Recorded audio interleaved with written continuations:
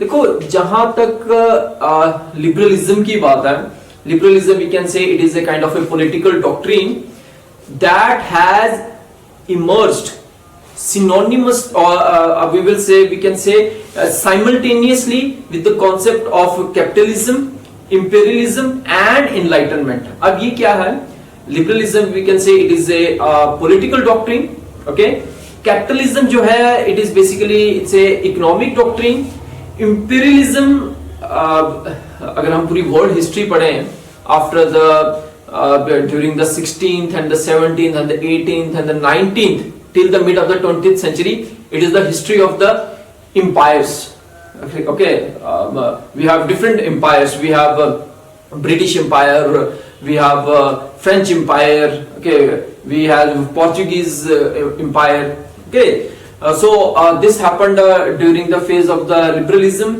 इसके अलावा when we specifically talk about the liberal perspective of the state, तो इसमें तीन main perspectives हैं. We have traditional classical liberal theory, we have a modern liberal theory, okay, and we have contemporary neoliberal theory. Okay, तो ये जो ये तीनों theories हैं, I have already discussed this in my 7th lecture liberalism. तो लेकिन I will try to tell you a bit more about classical liberalism in short. Okay, basically जो classical liberal theory है इसका एक और नाम है laissez-faire individualism. और ये जो ये theory है what it actually says, it says that the state is the creation of human will. Fine. अब इसका मतलब क्या हुआ कि जो हमारा basically जो हमारा last lecture भी था ना social contract theory, वो भी कहीं ना कहीं liberal perspective of state ही है. Why? Because in social contract theory we study about Thomas Hobbes, John Locke and Rousseau. Especially John Locke, he is also called as the father of liberalism. Okay, so this state as a creation of human will, उसमें उस theory में यही चीज बोला गया है कि जो state है वो artificial creation है, वो कोई natural creation नहीं है. That is not something that is created by the God. It is something which is created by the human beings for living a better life. So it has basically discarded and rejected the divine theory of state, and it has focused on the protection of the natural rights of man. So those natural rights they included right to life, right to liberty and right to property. Okay. And ये जो ये चीजें हैं this was this theory of natural right was given by John Locke.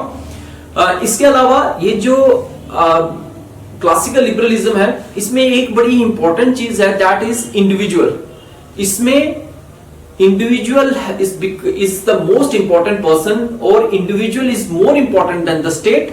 और state जो है according to the classical liberals, state is a means and individual is an end. It means that individual is more important than the state. Okay, in addition to this, ये theory और क्या बोलती है कि state is an agency. State एक ऐसी agency है that its work is to provide security to the people and safeguard their interests, security from any internal or external attack or disorder. Means कि state का क्या काम है? To provide safety and security to the individuals. और इसके अलावा this theory also says कि जो इंडिविजुअल्स हैं they are endowed with the faculty of reason and which helps them to find their best interest. So when I say the faculty of reason, it means what when we say that liberalism is also known as the age of enlightenment, and in age of enlightenment means age of reason. Okay, so this is the another point of this theory. इसके अलावा ये theory ये भी बोलती है कि state जो है वो एक necessary evil है. अब यहाँ पे necessary क्यों है? necessary इसलिए है क्योंकि ये बहुत जरूरी है कि स्टेट जो है वो इंडिविजुअल्स को प्रोटेक्शन दे, उसको सिक्योरिटी दे. ओके, और जो भी उन्होंने काम करना है इंडिविजुअलिज्म तभी प्रोटेक्ट हो सकती है when there is a state. so it is necessary. But on the other hand it says that it is a evil also. अब ये evil क्यों बोलता है? वो evil इसलिए बोलता है, evil होता है जो कोई चीज अच्छी ना हो, ठीक है ना, कि मतलब कि जो चीज खराब हो, ओके। तो evil इसलिए बोला कि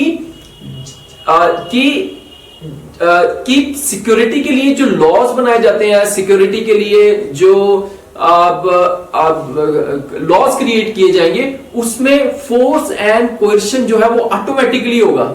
तो फिर उससे क्या होगा कि जो इंडिविजुअल राइट्स है या इंडिविजुअल लिबर्टी है उसके ऊपर लिमिटेशंस आ जाती है, okay. So this is the another point. इसके अलावा जो क्लासिकल लिबरल थ्योरी है वो बहुत ज्यादा बात करती है freedom of trade, freedom of contract, freedom to bargain, freedom of enterprise का मतलब कि न्यू बिजनेस स्टार्ट करना। Then it says that the private property is the condition of progress. So ये जो ये थ्योरी है it has focus so much on the private property as well, okay. इसके अलावा there is one more last point about this theory, जो कि बहुत ही it's a very essential when we try to understand the classical liberal theory, that is the policy of laissez faire. अभी policy of laissez faire क्या है? Laissez faire is basically is a French word and it means that to leave alone, which simply means non-intervention of state in economic affairs. So whenever you are trying to understand the liberalism, ठीक है, देखो liberalism में जैसे मैंने आपको बताया it's a political doctrine, इसके parallel में we have capitalism also, that is a economic doctrine. तो कैपिटलिज्म बेसिकली क्या है? कैपिटलिज्म में we see that the private property, the private ownership is very important, है ना। तो वहां पे जो प्राइवेट इंटरप्राइज है, ठीक है, दैट इज वेरी इंपॉर्टेंट। और उसमें क्या है? we see the laissez-faire economy, the non interference economy, where जो स्टेट है वो इकोनॉमिक एस्पेक्ट्स में कोई भी इंटरफेरेंस नहीं करेगा। और ये एडवोकेट किसने किया था? Very famous economist Adam Smith in his book Inquiry into the Nature and the Cause of the Wealth of Nations, ये इसने 1776 में लिखी थी ये किताब। और उसमें उसने एडम स्मिथ ने he has advocated for laissez-faire economy, okay. So these are some of the few points जो मैंने आपको in very short I have tried to explain you about the classical liberalism, जिसको हम individualistic liberalism भी बोलते हैं, ठीक है। But this liberalism have serious limitations, और ये limitations ही हैं इस liberalism की that led to the coming of the modern liberalism और then the contemporary liberalism। और ये इस थ्योरी की लिमिटेशंस है जो मैं आपको भी बताऊंगा, that led to the coming of the socialism and Marxism, जो मैंने लेक्चर 8 आपसे शेयर किया था, उसमें ये चीज काफी अच्छे से मैंने आपको एक्सप्लेन किया कि सोशलिज्म क्या है एंड मार्क्सिज्म, उसमें जो भी मार्क्सिस्ट थ्योरीज हैं उसको एक्सप्लेन किया। लेकिन यहाँ पे हम we have to talk a bit about the limitations. इसकी तो एक सबसे पहली बात, जो सबसे पहला ही पॉइंट, जितने point wise we will try to have its limitations. पहला उसने बोला कि state is created by human will and is a result of a social contract. तो सोशल कॉन्ट्रैक्ट जो थ्योरी है उसका एक सबसे बड़ा जो क्रिटिसिज्म है, जो लिमिटेशन है, वो ये है कि जिस कॉन्ट्रैक्ट की ये थ्योरी बात करती है या ये बोलती है कि it is basically created by the human will and it is because of the contract, वो उसका कोई भी हिस्टोरिकल रिकॉर्ड नहीं है। मतलब कि हिस्ट्री में ये नहीं पता कि ऐसा कोई कॉन्ट्रैक्ट हुआ भी है कि नहीं हुआ। So this is the problem with the proposition of this point, that state is created by human will and as a result of a contract। इसके अलावा this theory says that it has a full faith in human reason। देखो जो reason है, if we say that everyone is rational and everyone is very much known about his personal self interest, so this is also we cannot validate, means there can be so many people who may not have some people they will have higher rationality and some people will have low rationality. So in that way also we say that we have that कि full faith in human reason हो जाए तो that is also problematic.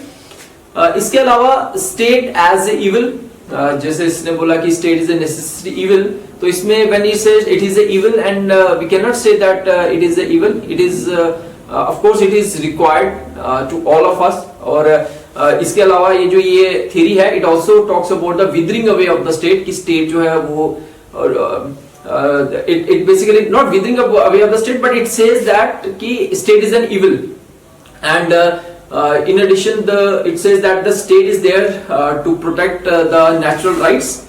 तो यहाँ पे जो natural rights है it means it is given to us by the nature, तो वो भी एक problematic चीज है कि there is no reason, no logic that can prove that it is given to us by the nature.